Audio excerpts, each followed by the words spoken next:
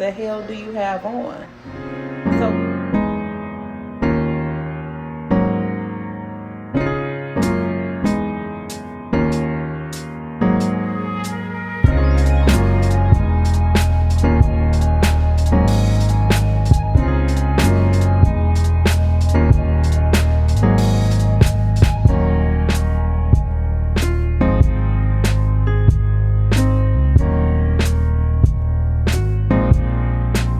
ladies and gentlemen, welcome back to the Dry Down. Welcome to a Sunday service.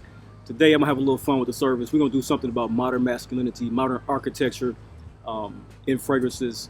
A little bit of another Vouvray, like I said in the other videos. I love Vouvray going into the fall, and so I'm probably gonna introduce you to 2 or 3 more Vouvrays that I'm picking up to see how they taste, the profile of those white wines. Some may be a blend of a soft red with a Vouvray, and some may even be a Pinot blend with the Vouvray. But I'm going to give you like a few different sorts of that particular wine on these Sunday service. And also today I'm going to smoke a cigar by the blend of this is the Eclipse Tube from Ashton, the VSG blend. I believe this is a Dominican blend. I have done research on this. I shouldn't say I didn't do, but I haven't done research to do the video. I just want to come out, smoke, relax, and talk about it. The taste profile I get, but I do believe it's a Dominican blend with some Nicaraguan either filler or binder in this one. I'll put it in the show notes as I usually do when I don't have the specific blend or note structure of a fragrance. I'll put the best show notes I can in. But today we're going to sit down and smoke this one. It's a beautifully, slightly overcast day here. I think it's going to be 90 degrees, so I might do a little bit of sweating in this video, which is going to be fun. But we're going to get started. We're going to smoke the Eclipse Tube from VSG X Ashton. We're going to pour this, I believe, which I'm going to expect to be a great tasting Vouvray. This is the Barton and Guestier Vouvray. This is, let me see, of course, Vouvray Chenin Blanc. Let me see, this is a wine. They say 100% Chenin Blanc grape. Trying to see the appellation is another Vouvray. Well, Vouvray, I've learned that the other day, and how I skipped over that in the past, I'm not sure. But Vouvray is the actual appellation for this Chenin Blanc. So Chenin Blanc is the grape, the wine varietal, and Vouvray is actually the region. I got that mixed up. It's been, getting rusty. I'm talking about these things. Drinking them and having fun with them is one thing, but talking about them and getting out the expression of them is another. So I will brush up furthermore on educating myself to give you those notions. But Vouvray is actually a region in coastal France, and that's where this one comes from. 100% Chenin Blanc. This one says expressive of rose mixing essences intensely. It's floral. It is of white tannins. It has a fresh and lively taste, evolving on a long mineral finish. I'll be the judge of that to my taste palette, but that's what we have today. Like I said, this is the Guestier.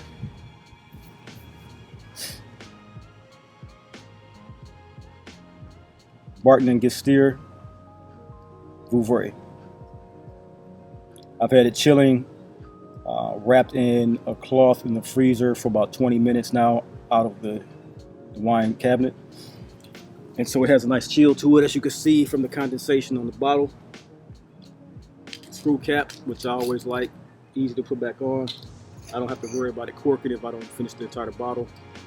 Cork is always a pain in the butt sometimes if you don't finish the entire bottle, which a lot of times in these videos, I'm not, because I'm the only one starting to drink them and they don't get finished until the evening. So today, like I said, we're going to start out with some fragrances in my collection that are wonderful modern architecture fragrances that I've gotten in the last few months going into kind of like a spring, summer trial. They were signature scent styles. They were fragrances that I want my collection to kind of give an essence that will be good, inclusive in all 4 fragrance seasons. And so for me, I picked 4 fragrances here that have a great architecture to them. I think for the modern man, the modern signature scent for a man, and actually some modern masculinity in its architecture is exactly what I want to pinpoint here. And so that's probably going to be the title of this particular video. As always, this is the compendium series in these particular videos. So we're going to start out with the light cutting and clipping of this tubo. I'll come closer for you guys to see this tubo. These are very luxurious. If you ever talk about cigar that's luxurious. Ashton is tier 1.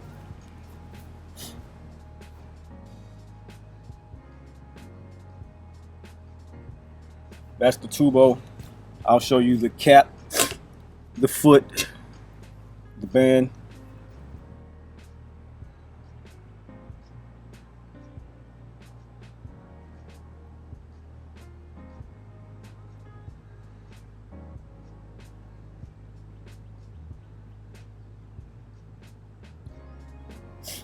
And like I said, Ashton is one of the top tier to me. You know, we can give our own luxury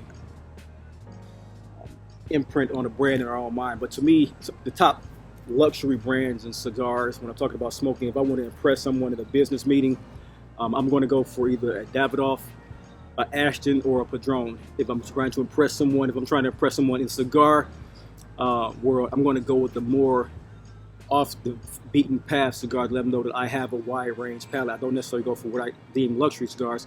I'll go for something in the, from any of the boutique style of cigars on the market to really show my impression on what it is that I love and have.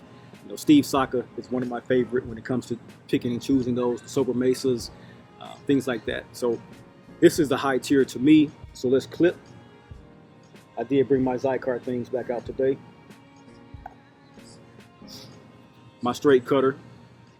Usually I'm getting more happy with the way the V cuts are coming out. And so I'll usually do a V cut nowadays.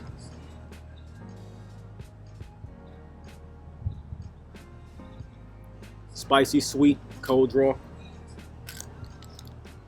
Very spicy, sweet, cold draw. Tastes like a nutmeg and cinnamon cold draw. Wonderful, man. Wonderful. Kitchen spice, almost like a Christmas. If you've ever been one that had those Christmas pine cones when you were a kid, or even as adults, we've been picking them up lately. I see them selling a lot with more and more of the ladies and gentlemen doing the more home decor. I'm seeing and smelling a lot of that essence of kitchen spice via nutmeg, like I said, some cumin and lots of cinnamon, I should say, in those pine cones.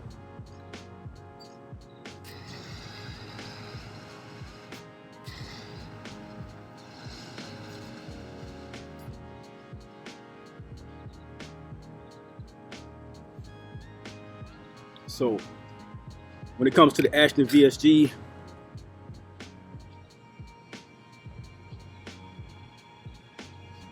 I would say right off the bat, the cold draw, it gives a similar match with a lot more strength and a very big, earthy, robust tonality to the taste profile. The cinnamon, I was hoping that the cinnamon would just come straight in and hit me. But that's not quite what just happened. I'm gonna let that toast for a second. And I'm gonna see how this Vouvray tastes.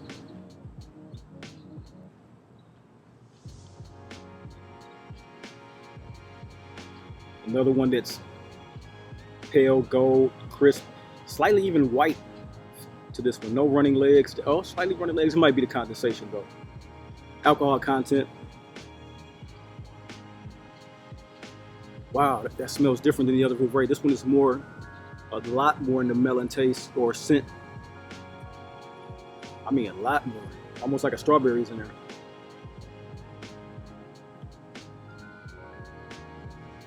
Okay. It's different from the other Vouvray that I had the other day and mentioned in the first Sunday service 2 weeks back. It has a more tannin-rich feel, mellowness in the acidity, but tannin-rich feel to it for some reason.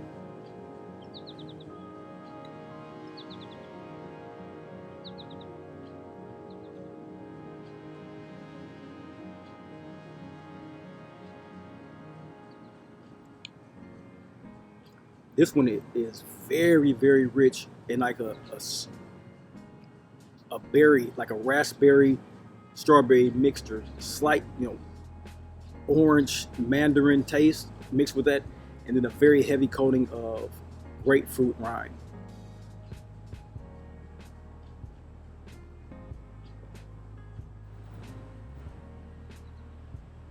Very appealing. This one I would just love to see. With this particular wine, I would smoke with a very, very mellow. I kind of chose the wrong cigar to mix with this one today. I can tell I should have had this one a little bit more dialed in because they're clashing in taste. This one I can very much so see with a Ashton Cabernet than I can with this Ashton VSG, this Virgin Sun Grown. Very short finish. High tannin, but very short finish. Kind of a oxymoron. Usually I'll equate a tannin richness and tannin taste profile over my tongue. It will carry the finish of the wine a lot of times. In this one I'm getting the wash of the fruits, the wash of the berry essence, the wash of the melon, but then it's finishing very quickly over my tongue, but I'm still getting the tannins in the back of my throat and at the top of my mouth wall. Without holding the taste.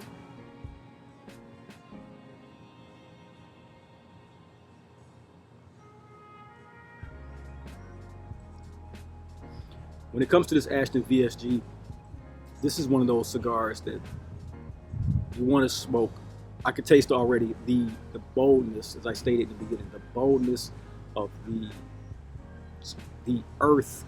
And when I say earth, it's almost one of those taste profiles that you can equate to everything. When I say richness, the darkness, the earth, it's like you're tasting something of a soil minerality to a fragrance or a cigar, and then you will taste aromas and feel aromas over that. In this first third, I'm getting a lot of that earth with the slight aromas of the spices and kind of a heavy leather tonality to it.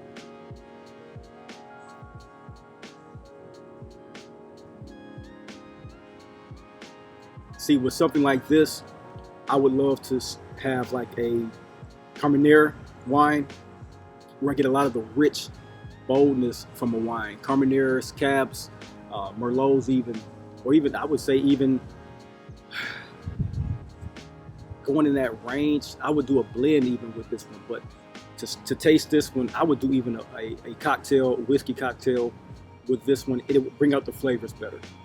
But overall, it is great tasting. Like I stated last week, my profile of cigars, when I know something or feel something should be away, like I can see the slight change in hues, the marbling, the cocoa finish on this particular cigar. I knew what I was getting into, very high vein content, which means a robust sun-grown cigar leaf. If you could see the actual veins in that.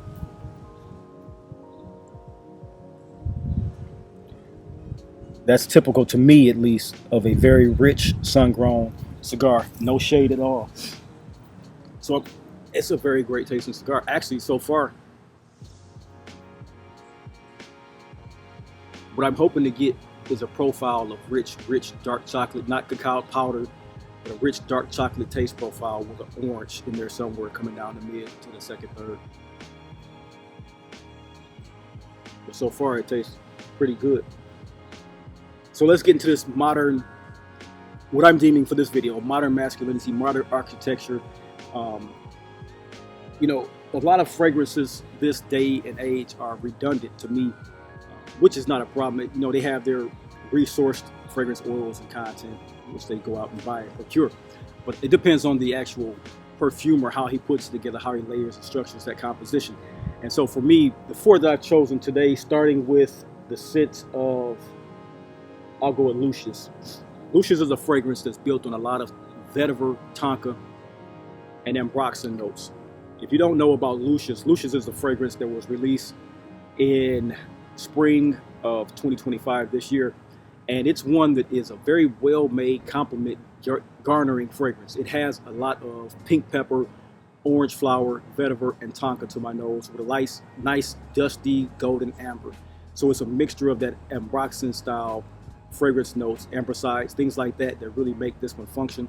This one is done by Jordi Fernandez, one of our favorite perfumer nowadays. Does a lot for Ex Nihilo, which is like Blue Talisman, and fragrances like that. And this one here, you can feel him hinting at Blue Talisman in a more rougher, rugged, masculine fragrance note. So if you're one who loves Blue Talisman and want to wear that into the fragrance seasonality of fall and winter, I would say get your nose on this. A lot of people are dismissing this one, but a lot of people love it as well. But for me, I wouldn't dismiss it, because to me the tonality is very much so in the Blue Talisman range, just a little bit more masculine, a little more rugged, a little more sophisticated, a more wearable approach for men in their 45, 50-year-old range and above. This one here really, really knocks it out the park for that for me.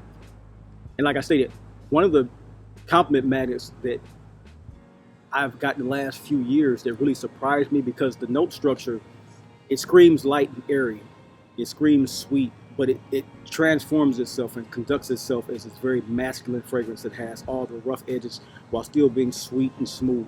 You get a very effervescent pop from the pink perry, a mellow smoothness from the white florals of the orange blossom, and then a very rough tonality from the gray/white amber with a little golden touch to the sweetness with tonka bean and vetiver. That's what this fragrance is, and it makes it so compelling and sexy. And you wear it properly, you wear it in the right essence and scenario, you're going to come off suave, you're going to come off smooth, you're going to come off very sophisticated and stylish wearing this particular scent. You can dress this one up or you can dress it down. You can wear this one with a ball cap, white t-shirt, brand new sneakers and jogging pants, or you can wear this with a suit and tie. You won't come off as anything other than sophisticated, luxurious smelling at the least. So Lucius is one for me from the house of Fragrance Du Bois that really has done what it set out to do. People, I think one of the biggest knocks on this particular scent is the actual performance. And for me, in a lot of these fragrances, performance is key, but performance is not the end-all be-all for a lot of fragrances for me nowadays. Because a lot of times I don't want something to blast off my skin. I don't want to smell like I put on Axe body spray, which is something that was meant to project across the room.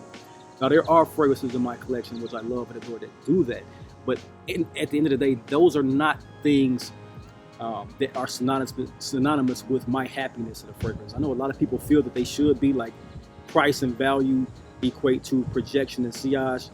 To me, it's far from that, and that's just my opinion. I don't think that you need to put price and performance in the box. I think that the evolution of a fragrance, the smell, the artistry is one thing that topples the actual performance. While performance is a key, you don't want to spray something on and not smell it in 10 minutes. I understand that and I get that, and that's not the thing I'm saying. What I'm saying is that if I have a fragrance on, it lasts on my skin, where I've hydrated, where I've washed, hydrated, and prepared my skin for it, and it lasts for 5 or 6 hours, I'm completely happy with that fragrance, because at the end of the day, I am wearing a fragrance, a perfume. I am not wearing a room spray. So Lucius is one of those fragrances, the modern, masculine architecture fragrance that I love to hit on for this particular moment. I will place this one in the way I chose it. This is going to be in a vetiver range for me. How it speaks to me tonality wise, the vetiver in this one really comes to life. The pink pepper, the amber is really synonymous with sexuality in this one for me. So this is a vetiver range. The next one I want to bring up is one from the house of Roja Parfums, which I'm excited to talk about and have in my collection finally. And this is Roja Parfums Apex. Now Apex is one of those traditional 1980s. Escapism for me when I talk about vintage and vintage smelling, because moss can be vintage and vintage smelling. But for me, I love the way that not only clothing and fashion and home decor and home building and home structures, everything about yesteryear is coming back into style and back into the zeitgeist, because it harkens back to not only great construction but fond memories. And for me, Roja Parfums Apex is one that gives me fond memories of not only my past as a child growing up, but going into fragrances myself, smelling things from Ralph Lauren and Tommy Hilfiger and things of that sort in the department stores like Macy's and Hudson's here in local Detroit, Michigan. I remember these fragrances, and now that they're bringing them back in the way that they brought it back in the last 5 years, I'm enjoying what it is to have a moss fragrance in my collection that smells phenomenal. And Apex from the house of Roja Parfums is just that. It's a wonderful smelling, heavy oak moss fragrance that is green, it's sophisticated, it's masculine, and it's masculine modernity with a nice suave and smoothness to it. Loving the way this one particularly smells on my skin. It screams of a, to me, the particular person I put in my mind when I smell this particular scent is Sidney Poitier in his heyday, just wearing one of the best and most suave out in Hollywood. And that would even bring it back up to things like my guy. I've taken a shine to him lately because I've been reading a lot about him. His name is Dempsey. When we were kids, or in our youth in the 90s, he played in Can't Buy Me Love, which was one of the craziest comedies of the 80s. It was a movie about a young man who wanted to be the most popular in his high school, so he saved up $1,000 and gave it to a young girl and made her his girlfriend for the summer. And that's the guy who has evolved into this, modern, sophisticated gentleman that I'm reading about lately in certain magazines, and it captures that. He's I think he's with Omega watch brand, or Tag Heuer watch brand. He's with Porsche. He races cars. That's the type of guy that that very suave individual who knows how to be sophisticated, knows how to be a modern Renaissance man that wears something like this, and it's a wonderful fragrance to me. This is Roja Apex, very green, very mossy. 100 notes are in this one, like always we have with Roja Parfums, but this one here really hits it and ticks the boxes for a very masculine, sensual fragrance for a man. Modern modernity, or modern masculinity.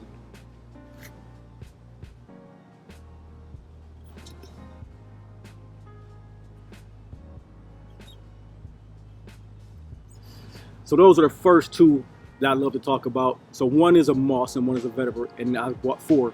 So I want you to expect 2 more from that range. 1 more vetiver, 1 more moss.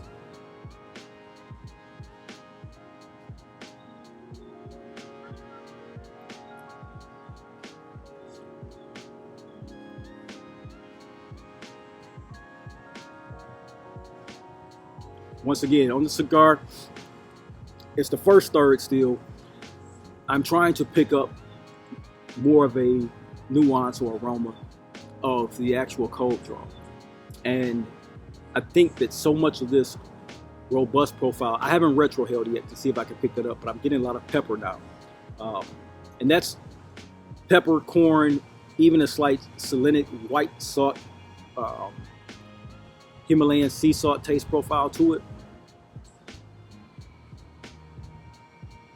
And that's that minerality that I was mentioning when I first tasted it. I would equate minerality to things that are slightly metallic to me, or certain things that feel salty, sea salty, Himalayan salty. Things like that get picked up by me for some reason. And in this one, I'm picking it up and my mouth is salivating from the taste of this one, which gives me that notion that I'm picking up a lot of salt to this one as well. Intense taste profile. It's a really good cigar, actually.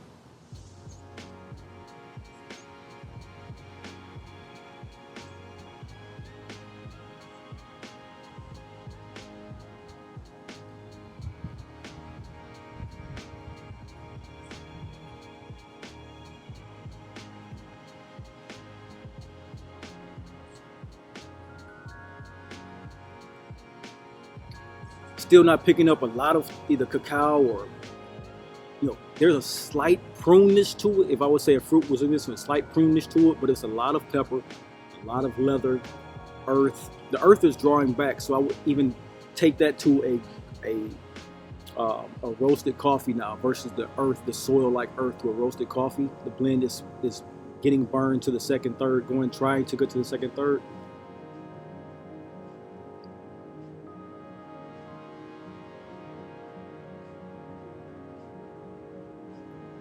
Very bold though, very, very bold. The ash didn't stay on it. You see the ash just dropped, so that means very delicate blend of the interior tobaccos. Let's see what the Vouvray is tasting like.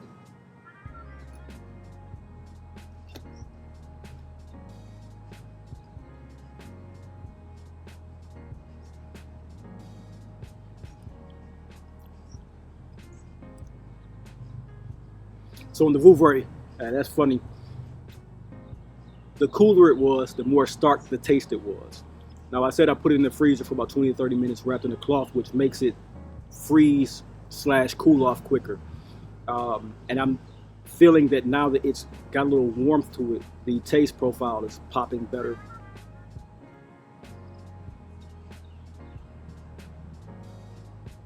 I think I let it chill too long and too cold. Now the taste profile is it's less crisp because of the cold chill on the tongue, but the fruit is much more poppy. The actual grapefruit, the lemon, I taste the lemon in this one, like a sweet tangy lemon, and I still get the strawberry and raspberry essence in that. Slight vine is in this one as well. Nothing earthy, but a vine greenness is in this one.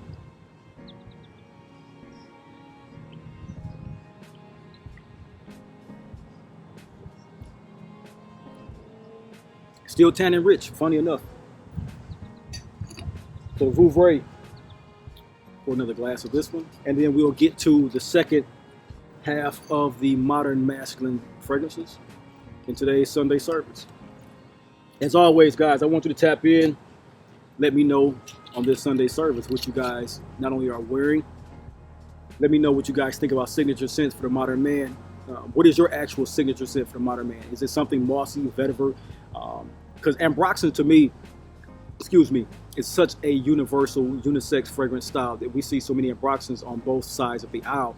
And they seem to build into, or what I would think of ambroxan, ambroxides, all of the ambroxans, the musk / amber cores that are out today, that are worldwide, they seem to kind of meet in the middle when it comes to fragrances to me. And a lot of these, even though Lucius has, I would say, an abundance of one of those ambroxan, it put enough really sexy, really earthy vetiver in there with a tonality of tonka, roasted tonka, to really bring it away from that amber to me. I smell more of those things. I think that the amber carries the fragrance as far as longevity, but it doesn't carry the fragrance as term as the smell and profile of it, if that makes any sense to you guys.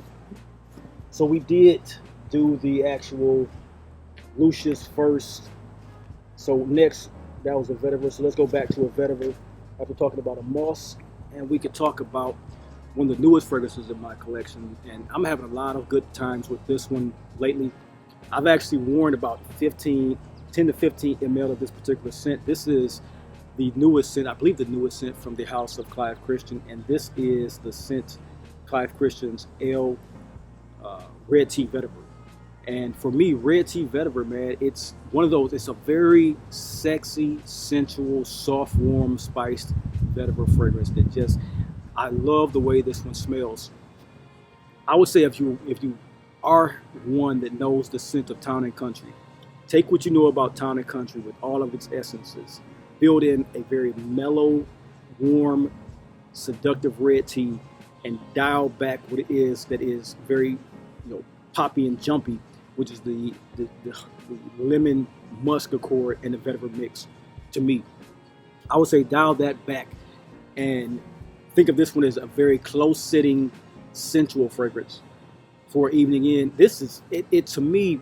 I can't equate this to anything in my collection as far as smell-wise, softness-wise, and sexiness-wise. It can remind you of a fragrance in the ranges of like one of your best sandalwood musk fragrances. That's what it kind of harkens to me for. Specifically, though, I can't put my nose on anything in my collection or even my sampling that really smells like this. They did a great job of making a, to me, new perfume that smells phenomenal. Like I said, it's a close-sitting fragrance if you don't pick up on red tea and vetiver. If you pick up on red tea and vetiver, I'm sure it's one that shouts it. But for me, this is one with 6 or 7 sprays, I would say 6 on the body, 1 to the neck or head. It's a cocoon of about 2 feet. And the projection, that 2-foot projection will leave a sillage, but it's not something that everyone in the room will feel. It's something that needs to be of a sensual moment. I think that's what makes this one so sexy to me, because the musk is the deep, rich musk, along with the lemon that pops in the beginning, but then it quietly seeps into what is that rooibos red tea and vetiver.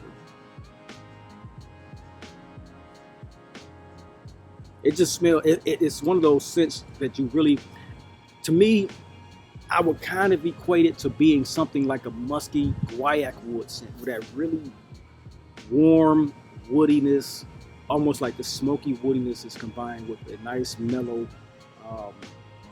highlight to the fragrance, where they'll do most guaiac fragrances, so they'll add that smoky woodiness to a citrus pop or a nice floral pop, like a white floral petitgrain or something like that. To me, very, very central when it comes to the modern fragrances in my collection that have come out in the last couple years and couple months, as far as Lucius and Red Tea Vetiver. Very, very synonymous with sexy masculinity, and enjoying it very well. I put it out in a video a couple weeks back, stated how I liked it. And even now, even coming into the weather, like right now it's 90 degrees, I would wear this. It would be something I would dial back the sprays to about 4 or 5. But in the fall, when it comes to fragrance wearing and putting this on the clothing, trying to wear it through the clothing and have something that comes off very, very sexy and sensual, this is a very, very sexy, modern, masculine fragrance.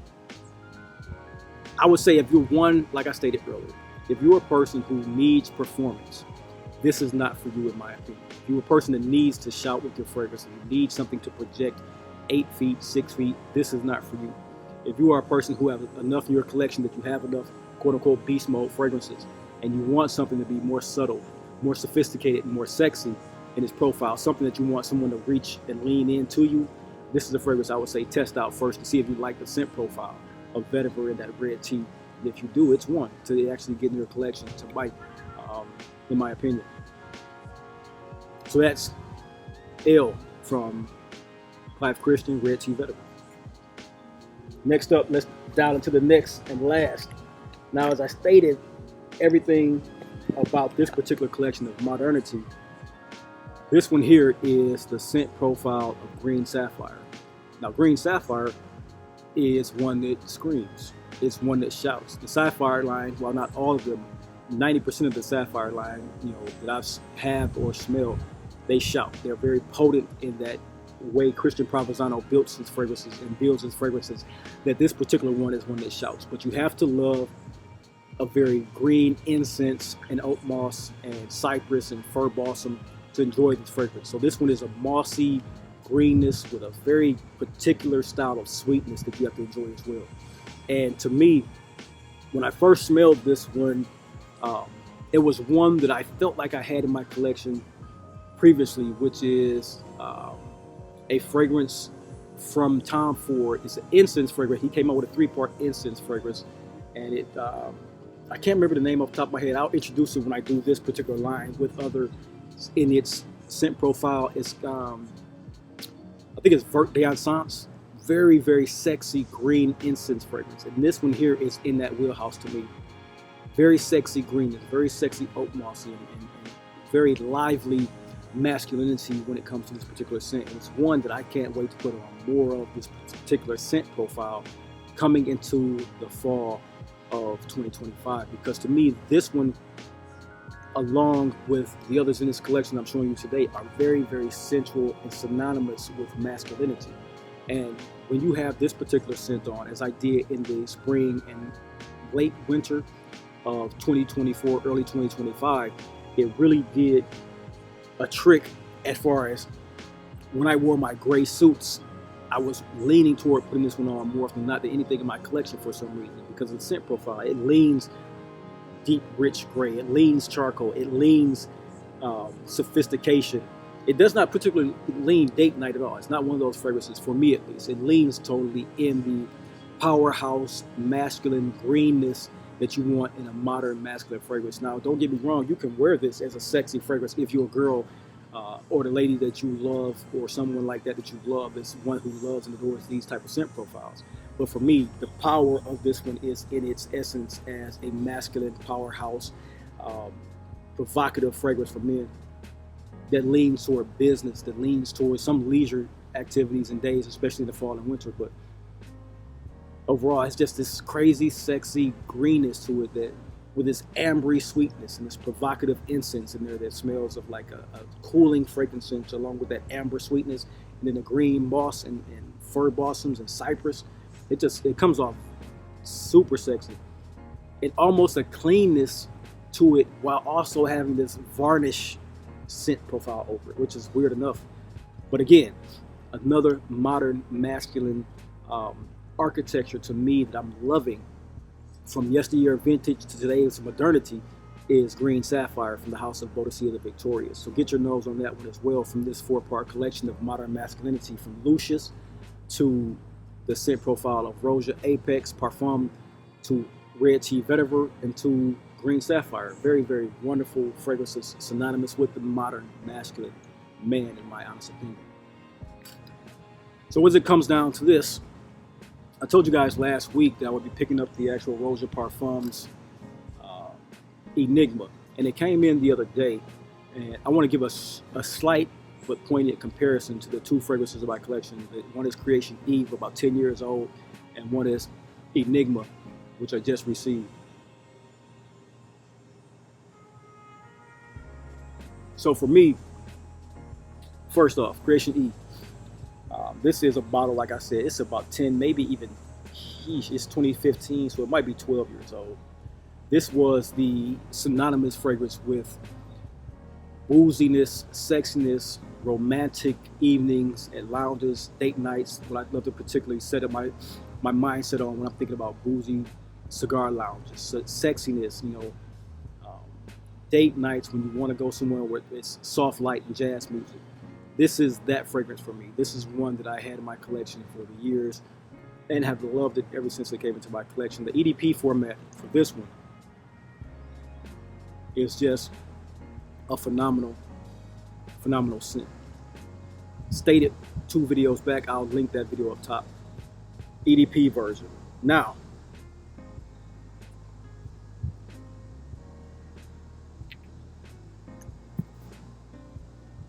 when it comes to these two fragrances, and I did drop the top. When it comes to these two fragrances, the profile, while in the 20-minute dry down is exactly the same, the actual scent, particularly to me, is crazy enough that the Enigma Parfum is brighter than the Creation E. I'm going to equate that one to simply being maceration and maturation or maturation of the Creation E that's been in my collection for 12 years.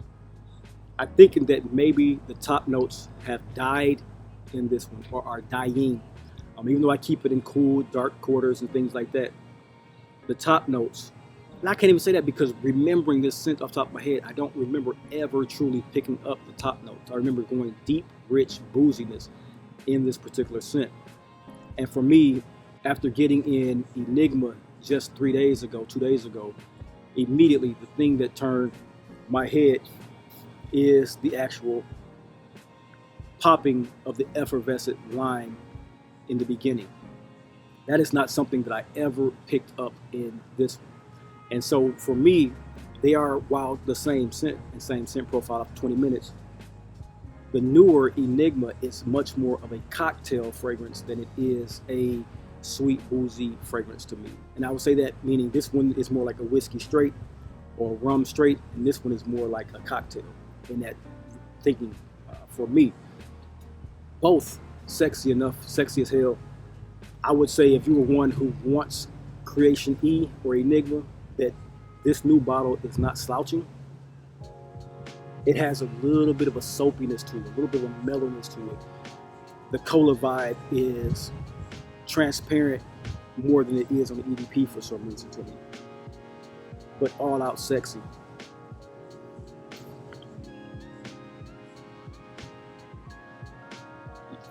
I mean, you get the difference. You get the difference. More ambery, more mellow for the EDP that's been in my collection for years. But the newer one, I would say very strong batch as well. After spraying on my skin the last 2 days, 3 to 4 sprays on skin to see how it developed around me, the aura that it gave, it is wonderful.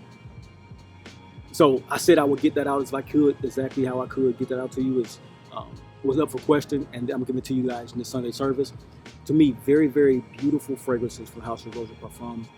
Enigma, Creation E. I believe they got the copyright for Enigma here in the United States now, so they could use Enigma.